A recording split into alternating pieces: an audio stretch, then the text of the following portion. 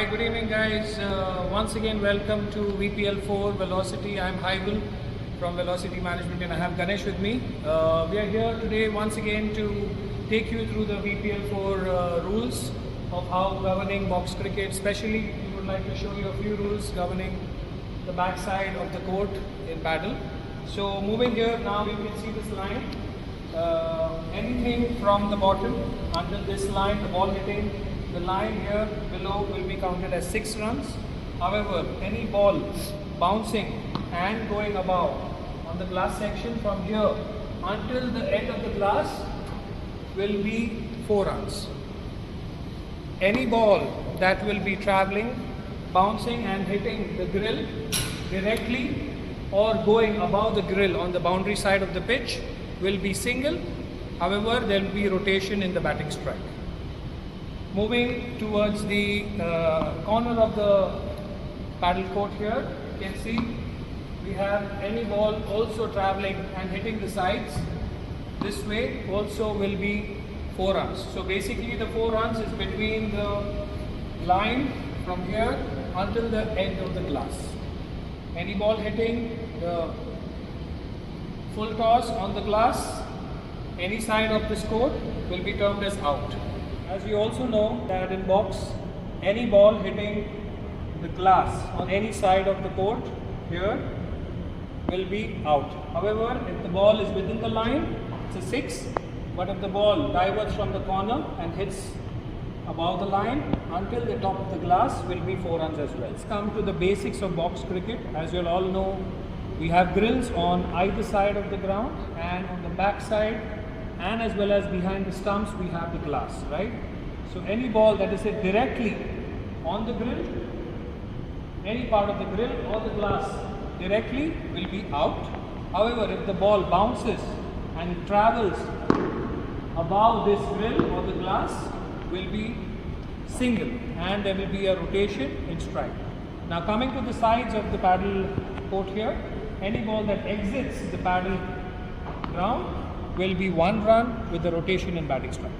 We would like to emphasize a few basic rules for box cricket for most of the new clubs and teams that are participating in box who would like to know how do we bowl in box cricket. So from the very basic is how do we stand and how do we bowl from the box.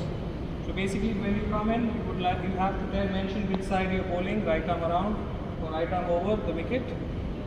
The one way to bowl is to keep one leg inside and one leg outside. The second way would be both your legs inside, making sure the leg is not coming in the line of the stump. This is the second way. Or you could also bowl with both your legs inside without touching the sides of the box. So this is the way how you stand while bowling. What are the different ways which you should be considering to make sure that there is no ball? So while you are bowling, if you bend forward, it's fine, but if your hand goes below your knee while bowling, it's a no ball. Any ball that is swung from the front to the side, which is going behind, will be termed as a no ball. Now, to just explain a few feet movements of how no ball could be a problem while bowling is, let's say you are in position and you bowl and you move forward. So moving of your feet forward is considered no ball. Simultaneously moving, watching your back feet, which is very important. So in the follow through, when you are about to release the ball, if you keep your feet on the ground, it's not a no ball. But if you, while follow through, you lift it up from the ground, it's a no ball. Similarly, while bowling, if you drag your back feet while releasing the ball, if you drag your back feet, will be considered a no ball. Okay, with the box now on the square box positioning, if while bowling you touch the sideline or you touch the front line or even your back foot is on the line while releasing the ball, will be considered a no ball. While bowling, something to consider with the wrist movements and how do you release the ball, which would be the leg umpire's call. Basically, if you're bowling straight with your arm, releasing the ball straight is perfectly fine. However, spinning the ball off or leg with your fingers or your wrist is fine. What is not allowed is to turn your wrist while releasing the ball. So total wrist rotation is not allowed, will be considered a no ball.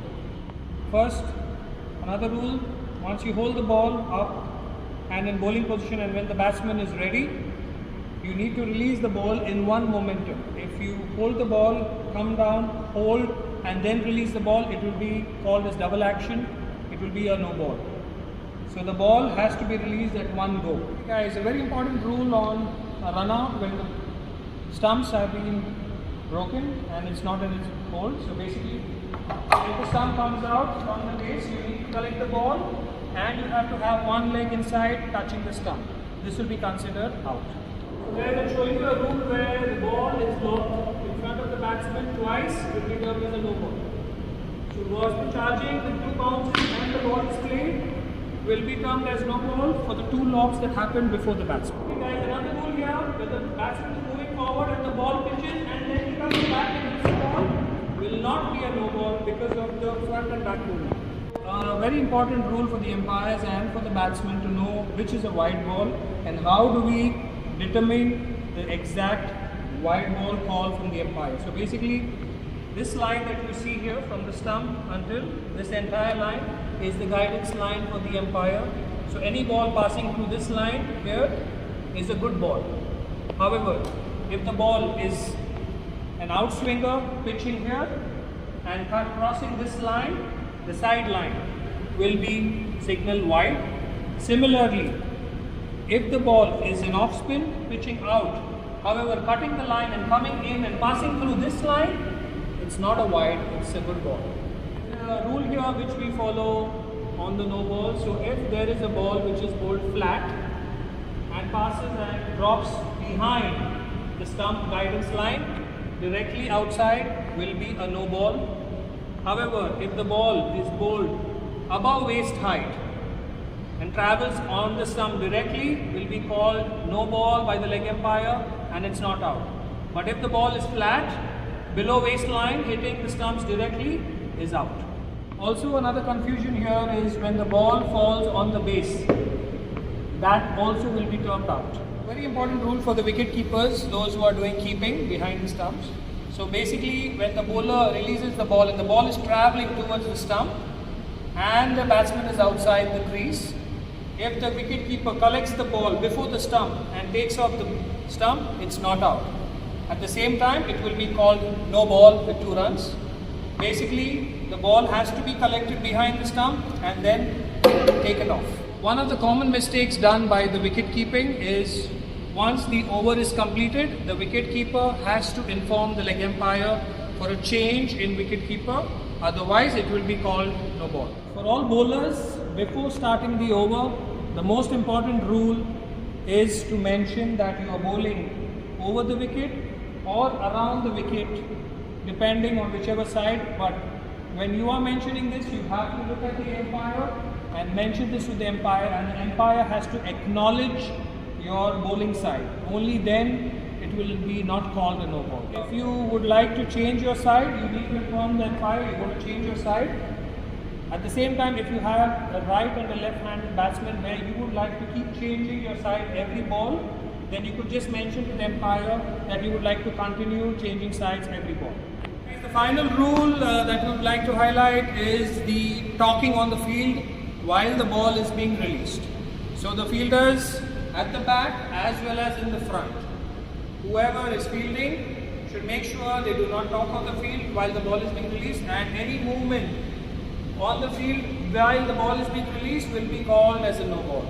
So that brings us, guys, to the end of this session. I hope you enjoyed, and this would help you to cover up everything as a part of box cricket. And we, Velocity Cricket Club Kuwait, would like to thank all of you for participating in VPL 4, and we would wish you best of luck, and we look forward to having you in the upcoming month. Thank you and goodbye.